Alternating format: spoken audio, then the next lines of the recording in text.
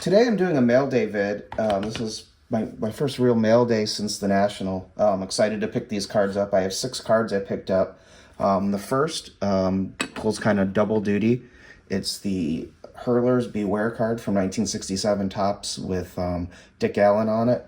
So this brings me now to 76% complete on the 50s and 60s combo card with at least one Hall of Famer. And I'm at 61% complete now on all the Hall of Fame cards from the 1960s. The next 5 are all part of the same set, and I was lucky to find someone who was breaking up a project where they tried to complete this set, which is a big undertaking, and that's the 71 OPCs Hall of Fame run.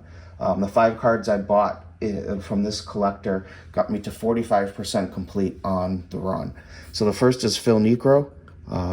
Excited to have this one. I don't have the regular 71 Topps of the Niekro, so it's cool to get one of the 2 of this card. And the reason I love the 71 OPCs are those yellow backs. Those backs to me are the best backs Topps ever created, and I like that it has the English and a little bit of the French on the back. So the pictures with the yellow and the sunburst just really work for me. Next, we've got Gil Hodges, who's a manager in this card.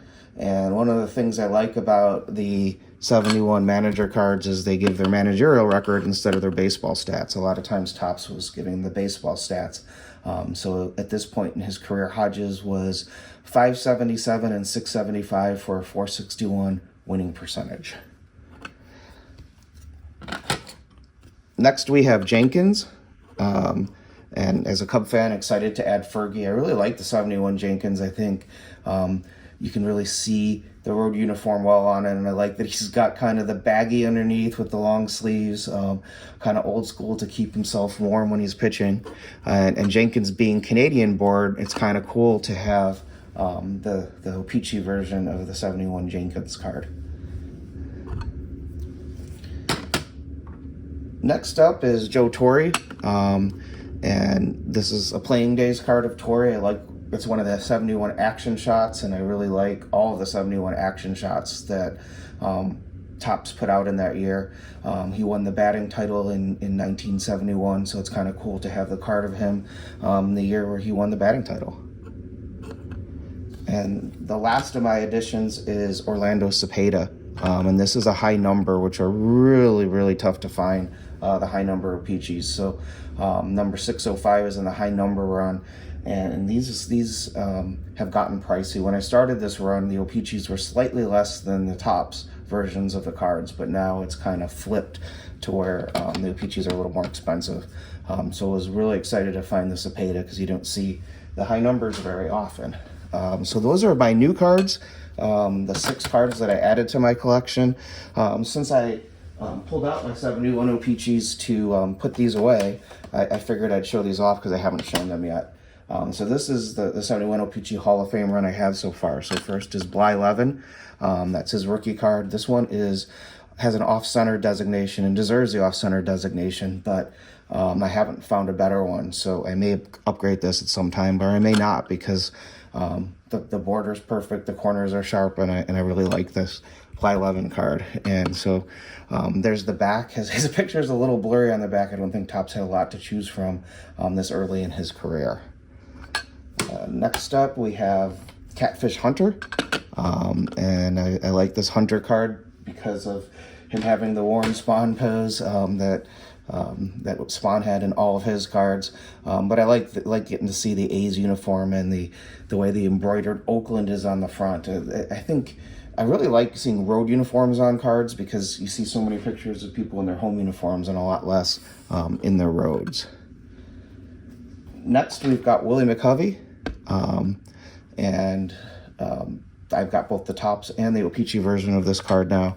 And there's that beautiful OPCs back. Next cards are the leaders, and the leaders really, the backs aren't as special as the regular cards because it doesn't have the sunburst, but they still have that bright yellow color that I like.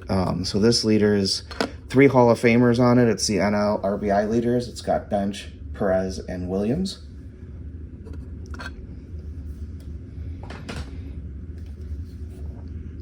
The AL home run leaders has Howard, Killebrew, and Yaz, so 2 Hall of Famers with Killebrew and Yaz. And we're sticking together. We've got the NL home run leaders, same players as were on the RBI leaders, just a different order. So we've got Bench, Williams, and Perez leading the NL in home runs from 1970. Next up, we've got one of the big ones from the set. It's the Ted Simmons rookie. Really like this card. I've got both the tops and the OPC version of the Simmons, and I think I really am a fan of the newer Hall of Famers because as a kid I didn't have the pictures memorized like I do of all the older Hall of Famers or the guys I thought were surefire Hall of Famers when I was growing up. Next, we've got Tom Seaver. I've always really liked this image of Seaver, and I think in going for these cards, to me, the black border being really sharp is the most important thing for me. So registration on these OPCs just isn't going to be where it is on the tops. They're all a little bit blurry compared to the tops cards. So what I've focused on is the border not having chipping on it. Here's the Rod Carew card. I love the smile of his face on this card. And again, I like the look of the jackets under the jerseys that the players used to wear. And there's the back of the Carew. Next, we have Willie Stargell. Like the sideburns he has on this card. And I think it's a cool picture taken way before the game. And I really like the thick matching stripes on the pants and on the sleeves on the Stargell card. And the yellow back works really, really well for the Pirates. Another manager card, we have Shane Neese on this one. He was managing the Cardinals at the time. And we can see his managerial record. He'd only managed 1 year, and he was 76 and 86 for the Cardinals in 1970.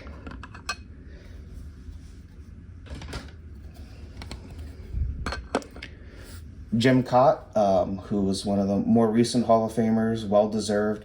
If he had pitched on more winning teams, he would really have had a better win-loss record, but his numbers are incredible, his strikeouts are incredible, and I think he's kind of an underrated pitcher. I'm looking for the right Cott rookie, but it's a really tough one to find without a lot of black dots on it, kind of like the Yaz. Next we have Tony Oliva. So the Twins are back-to-back in the Hall of Fame run, at least on the cards I have so far. And there's the back of Oliva. Next card's one of my favorites. I remember seeing the plays in the 70 World Series video that Major League Baseball made that they used to show during rain delays as a kid. And the plays he made were incredible. And this card I call the Sahara Desert card. I don't know how they got a picture where it looks like the infield is that big. It doesn't look like he's on a ball diamond. He looks like he's somewhere on a beach or a desert. So I call this the Sahara Desert Brooks Robinson card. And it's got the box score of the games on the back, or of game number 5 on the back. So you can see kind of what the hitters did. It doesn't show the pitching lines, but it does show the hitting lines. And Baltimore won that game 9-3.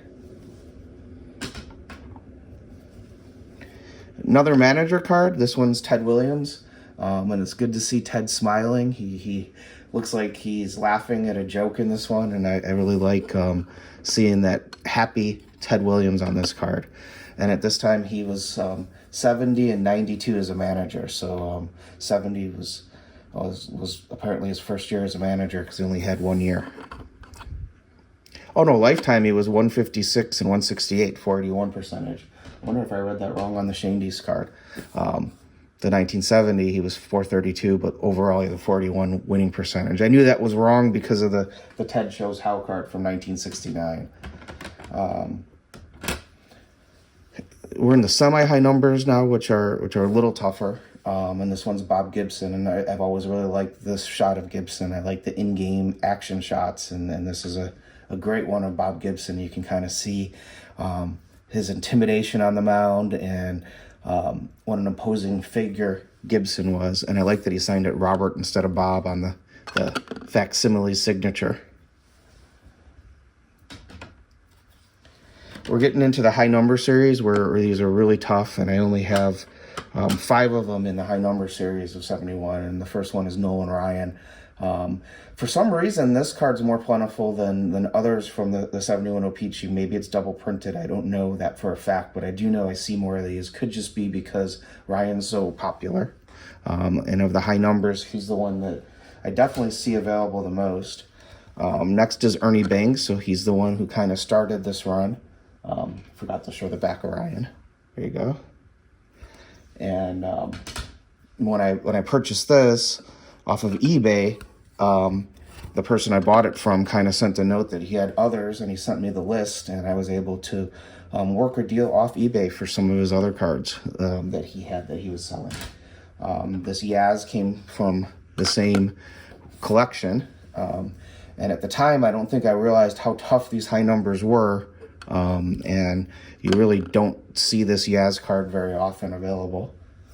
And I also bought the Willie Mays from the same person, so was excited to get some of the big names in the high number series right off at the beginning, and I'm really glad I did because the price of these has gone up a lot since I bought these. So Mays is the end of my Hall of Fame run before the additions, and now it's Cepeda.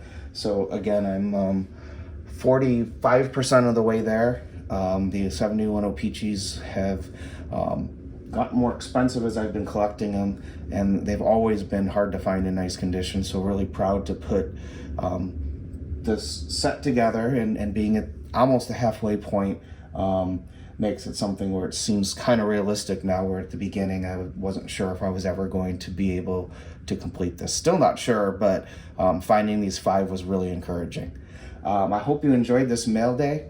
I'm Brad's Vintage Cards, and remember, if you aren't excited to add it to your collection, you bought the wrong card. Thanks so much for watching, and if you like this video or my other videos, please consider hitting the subscribe button.